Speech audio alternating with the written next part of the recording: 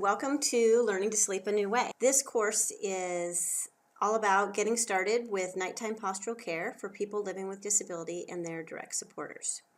So my name is Patricia Toole. I'm an occupational therapist with over 10 years of experience in seating and wheeled mobility. And in the course of doing wheelchair seating for people and caring for people that have changed over time in ways that make it more difficult for them to sit and more difficult for them to lay, some body shape distortions that are causing people pain. I've come to learn that it's so important to look at what happens outside of the wheelchair as well as what happens in the wheelchair. And I've been very successful helping a lot of people learn to sleep a new way, and I'd like to help you if you'd like me to. I'd also like to introduce my son, Alex. Where are you, Alex? There we are. Alex and I are partners in this topic of 24-hour postural care, and definitely partners in his nighttime postural care.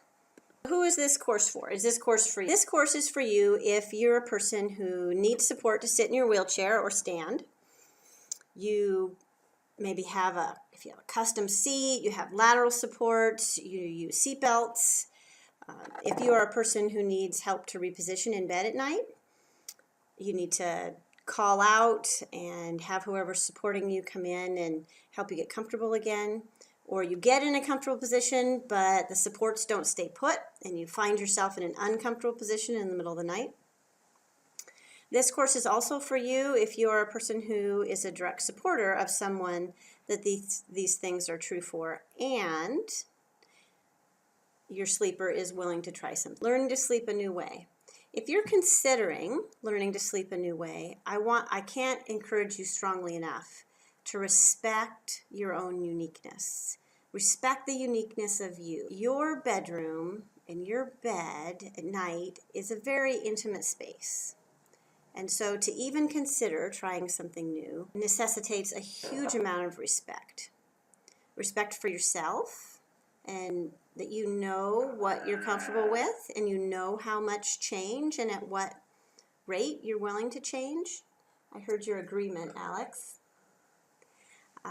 You know you. I want to ask that you would respect the very human need to snuggle in, and that as we start learning about adding support, that we're actually adding support in a way that makes it easier for you to fall asleep. It brings that ability to snuggle up close to you. Absolutely to respect the power of small changes. You make a little change that makes things a little better, or even a little bit less bad.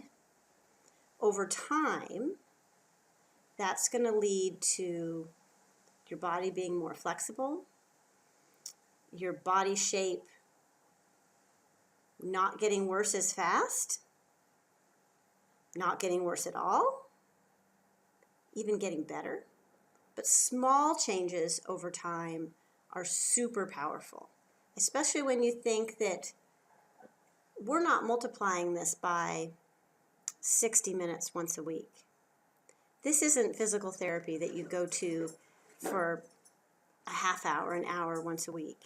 This is something small, but it's so powerful because potentially you're changing how you lay in bed over 10, 12, for some people even 16 hours out of 24.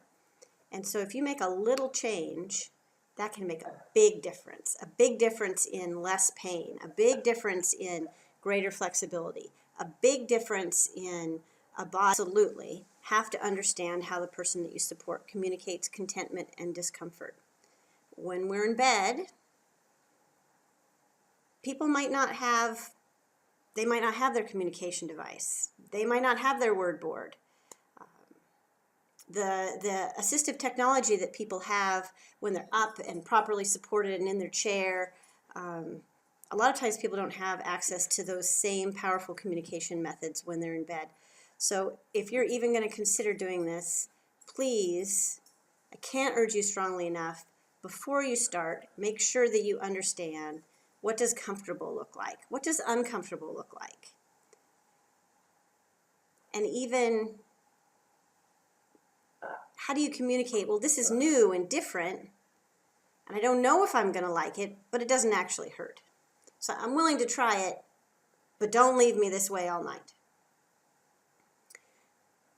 So the foundation of mutual understanding with your sleeper is absolutely bedrock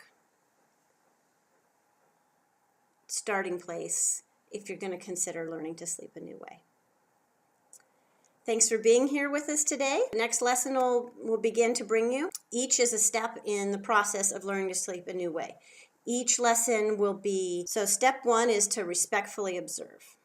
What does it look like when you lay in bed? How does your body naturally move towards the support surface? What are your natural tendencies? Next step, add support where it's needed, using everyday materials. And we're going to spend some time talking about materials, where to get them, how to make them. Most things are absolutely grocery store, hardware store, Fred Meyer type items. There's a few things it's just easier to order online if you have that capability. We're going to learn a new way to make this, to try it out for the first time. You don't have to commit to a whole big new thing, but try it out. See how it feels. We'll talk about strategies for making it work, some things that you might be afraid of,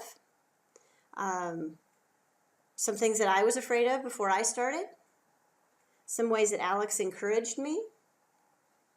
And finally, we're going to talk about timeline and what to expect in the future, because this is a process that necessarily is a collaborative process with you and your sleeper, the direct supporter and the sleeper. It's a collaborative process, it's a creative process, and it's an iterative process, meaning you do it and you do it again. You do it and you take what works and you do that again. You drop off what didn't work, you change what didn't work a little bit, and bit by bit over time, you come to what works really well for you. And as your body becomes more flexible and more used to sleeping with supports, you're going to make some little changes as you go along to take advantage of those positive changes in your body shape. Thanks for your time. I look forward to seeing you again for lesson 1.